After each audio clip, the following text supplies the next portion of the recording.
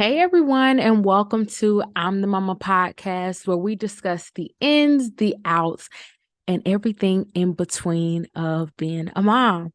I'm your wonderful host, your favorite host, Ashley L., and I'm excited to be joining you today. Now, before we just jump into today's topic, because I know y'all are interested to hear, Ashley, what you about to do with this topic? Before we jump into that, I do want to give a shout out to all of those who may not be parents by blood, right? But who are a positive role model in a child's life, whether it be a family member, whether it be a friend's child that you've made a positive impact into. Maybe it's in an organization that you joined and that you're now a part of, where you are really impacting the next generation. All right. I do believe, blood doesn't make you impactful at all into our youth or into others in general, but it is, to me, the efforts that you actually put in to be present and involved with that child or those children, that make you stand out in being a role model to them. Right. So, for instance, me, I recently just joined a youth organization where I'm volunteering. And my very first day, I was a little nervous, but I walked in, and the very first thing I was assigned to moderate a dispute that was taking place between two of the young ladies. And I had an opportunity to engage in conversation, discuss with them, let's point out what that issue is, and let's discuss the resolution or the solution. And then from there, how we can prevent this from taking place again. And when I tell you, after doing that, those young ladies clinged to me that entire 4 hours of me being there. And not only that, just all the kids in general, it seemed like they were so excited to see a new face and someone who was engaging with them. I had each and every one of them, introduce themselves to me. I had them tell me how old they are, what do they enjoy doing. And not only that, I introduced myself because realistically, here I am new. So I was like, I know I'm the new face. So y'all are looking like, who is this young lady telling me to sit down? So let me take an opportunity to introduce myself. And I feel like the way I went about it, this is going to be a great new journey for me. I'm so excited of the impact that I'm going to have into the youth, things that I'm able to pour into them in a positive way. So again, shout out to all y'all. Okay. Now, with that being said, that goes straight into our topic of the day, where I want to discuss, are godparents still a thing? Okay. And I want you to keep in mind, this discussion is not to make anyone feel uneasy or to make anyone upset. It's just simply me. It's something that I'm hoping to be able to get others' opinions and viewpoints on. All right. So don't take it, as if I'm trying to come at you, because that's not it at all. It's something I really have a question about. And to go a little bit further, I have godparents. Okay. So when I was born, my parents delegated a godparent to me. And from then, my godfather got married. And so, his wife became my godmother. And so I had godparents. And so I was raised with my godparents being very, very involved in my life and still are involved in my life. Right. I'm a grown woman, and they are still very much a part of my life. And I feel like social media kind of helps out with that. We don't spend as much time, but we're still able to engage with what's taking place in each other's lives. But they are still very much a part, right? And I feel like it was very common during my parents' generation, which is the baby boomers, where, to me, it seemed like parents were designating and delegating godparents to their child or multiple children, right? So like I mentioned, I have godparents, but then my parents are godparents to multiple kids, multiple families and their kids. And then there is also this newer dynamic of if you have multiple kids, they don't have to have the same godparents. So it put me in a little bit of confusion and a little bit of maybe just obliviousness. And so I want to talk about it. All right. So we're going to kick it off because I think it's important that we look at the definition, because I had my depictions of a godparent and godparents based off of how I was raised. And I do believe how you're raised, will determine that for you on what your thoughts are and possibly what you hope to gain for your own child or children. But I did look up the actual definition and the meaning of godparents, which I think I wasn't far off, but I looked at dictionary.com. And it says that a godparent is a person who has pledged to help with the upbringing of a child, especially in a religious way. In some denominations of Christianity, when a child is baptized, they are sponsored by usually two adults who pledge to help in this way. Those adults are the child's godparents, and the child is their godchild. Godparents also often pledge to become the godchild's guardian if needed in the event that the child's parents die. I think that's something that we all kind of think about. And these terms are all sometimes applied outside of a religious context. I didn't even know it had anything to do with religion. And parents may choose close relatives or friends to act as godparents for their children without any religious aspect to the relationship. A godparent can still refer to their godchild with that term even after the child has become an adult. So, like I mentioned, that's the definition and the meaning. And again, I wasn't far off in regards to my thoughts when it comes to how I was raised with my godparents. But with that being said, again, I have godparents. My husband and I have considered godparents for our son and children if we have multiple. But again, another thing about me, again, the obliviousness, like I mentioned, my parents are godparents for multiple kids. And so to me, that made their godchild's parents my godparents as well. And so I had a plethora in my eyes of godparents, which I actually called my aunts and uncles, my bonus aunts and uncles, because they aren't blood, but they were close enough like family. So they were uncles and aunts. That's how I referred to them. I never referred to them as goddaddy or godfather and godmama. I never did that. It was uncle and aunt. So that's my breakdown of it. But I do want to get down to the root of the definition, right? Being involved throughout that child's life. Stepping in if something were to happen to the parent. To me, that's a really big responsibility that person is agreeing upon. And I'm definitely here for it. I support it. I give kudos, all of that. But I'm wondering how many people actually say yes to becoming a godparent, but don't truly understand what that actually entails.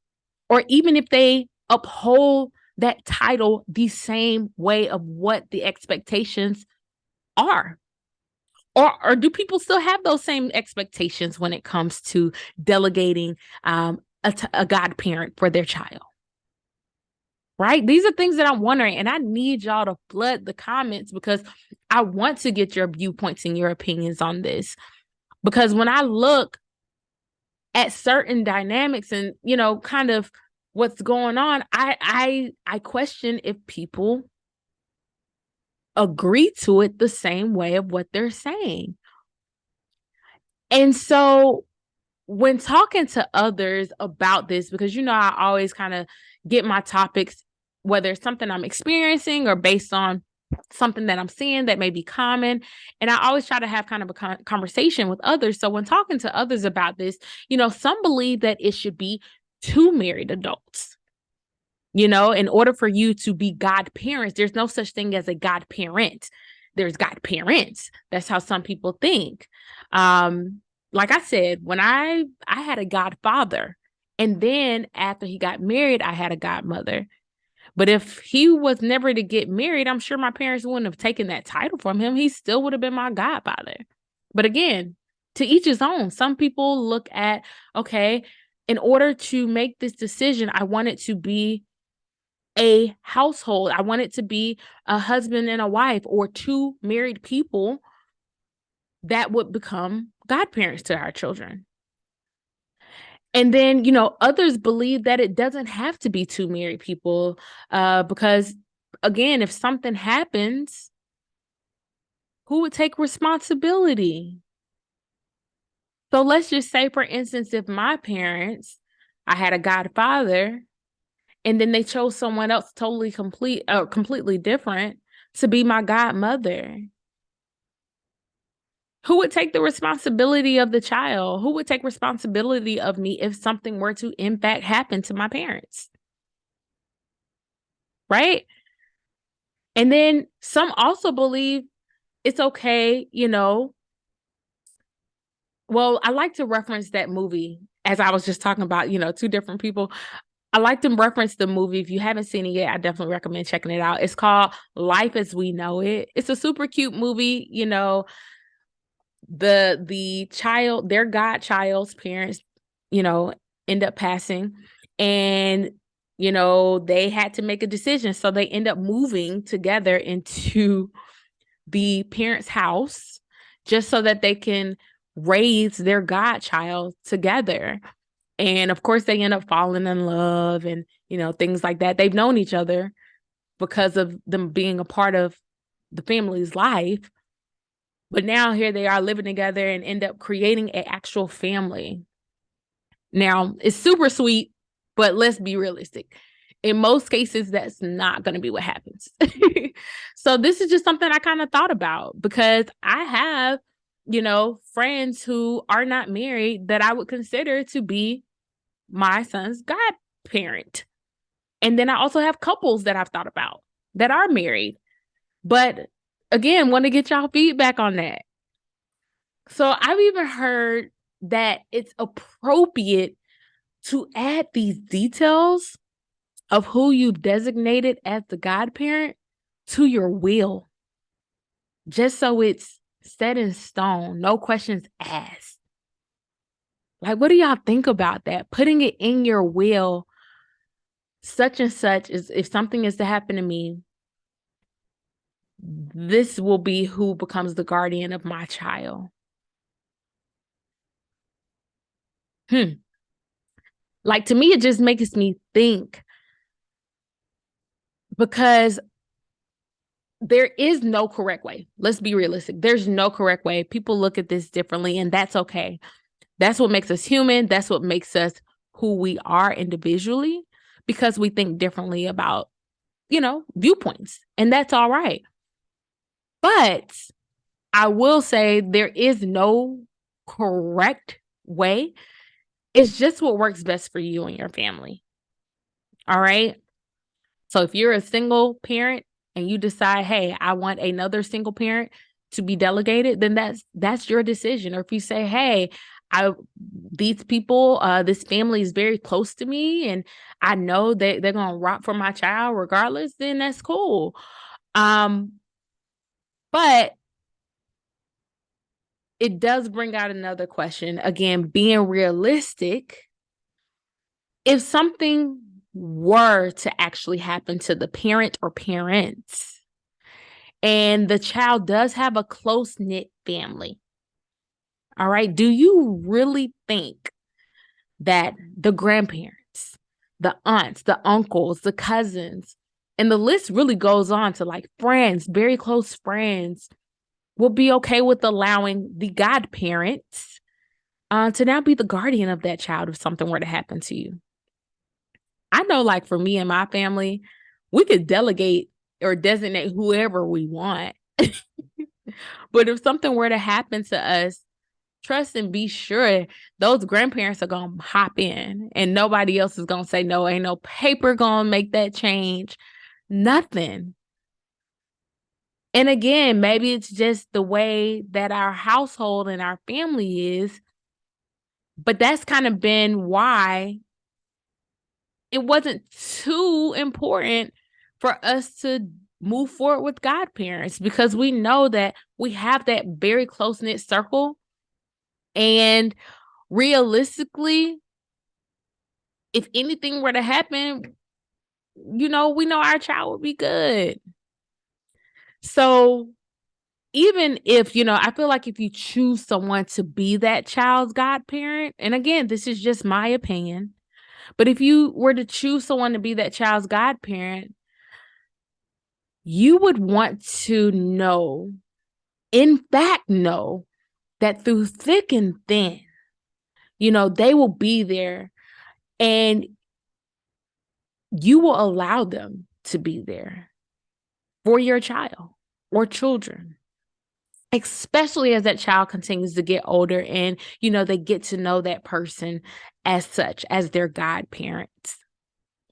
Like, I know for me, that was the biggest realization. Yes, I can give someone a title, but if something really took place, what would happen? Like I said, we have a great support system. We have a great village. And so, again, I'm just curious to how serious this title is being upheld. And if parents are still even discussing godparents. Is this still a thing? Is this still a focal point when it comes to, I'm going to have a child? Who is going to be the godparents? And if you are a godparent, again, please place in the comments your viewpoints in regards to this. How are you setting the bar of being a godparent? I would love to hear your thoughts and your opinions on this topic. Now, I know, when it comes to that, some of you may be like, well, Ashley, are you a godparent? How can you talk on something that you don't know about? Or you're not in that position? And I will say this. I have had the title of a godparent before. And to me, I took it very seriously. But again, that's what kind of brings up this conversation. Things can change. And in that specific situation, it wasn't my choice. But at the same time, I had to go with the flow and the decision that was made. Now, would I mind being someone else's godparent? Absolutely. But again, I'm one who, if I agree upon it, I am going to take that title very seriously. But I don't have to have a title to be able to be there for the child or children. I am very involved in the kids that are in my circle, from family to friends. I feel like I'm pretty involved. Like, yes, when it comes to family, I'm more involved. But again, if I'm going to be intentional about it, and I don't have to have a title just to show how much I'm going to be there for them, if that makes sense. And again, this is no shade. This is just based off of my experience of when I was, and now that I'm not, how I still feel like I'm stepping up when the time is needed for me to step up and be there for the kids that are in our lives. All right. Now, like I said, I will end by saying that my godparents are amazing. I love my godparents. I love my bonus aunts and uncles. All right. They've always been a big, big part of my life through every single accomplishment, have always been there for me. And I'm appreciative for them. I love them. And I'm thankful to have the experience that I've had with my godparents. But that's why I'm shedding dropping this topic because I want to see if others have experienced the same thing as me, if this is even a topic anymore that people are discussing, or is it something that's kind of going to the wayside? So again, I asked for the comments, the feedback. I want to hear it. All right. Now, before we end, I do want to provide an inspirational quote of the day. And it says, the golden rule of parenting is do unto your children as you wish your parents had done unto you. And that's by Louise Hart. Whoa. Y'all, did y'all hear what I just said? The golden rule of parenting is to do unto your children as you wish your parents had done unto you. Ooh, wee. Right? I feel like that's a whole nother topic for another day. That quote alone, we're going to make that into a topic because that's real. I feel like my parents did an amazing job as parents for me and raising me. But there are certain things that were applied to me as their child that I don't plan to incorporate for our child. And that's okay. Recognizing it, appreciating it, but then tweaking it a little bit. All right? That's just on me. But I love that quote. When I read it, I was like, ooh, that's gone. Yeah, I can't wait to discuss that as a topic. But that is going to be our time for today. Again, I hope y'all still tuning in. I hope I didn't rub nobody too wrong. But I want to thank y'all for listening and continuously tuning in. Be sure to subscribe, like, follow, and share. And I don't ask often, but yeah, drop them comments because I'll probably even come back with a part 2 just based off the comments. Who knows? I may ask you to be a part of part 2 because I think that's a discussion within itself on, godparents. All right.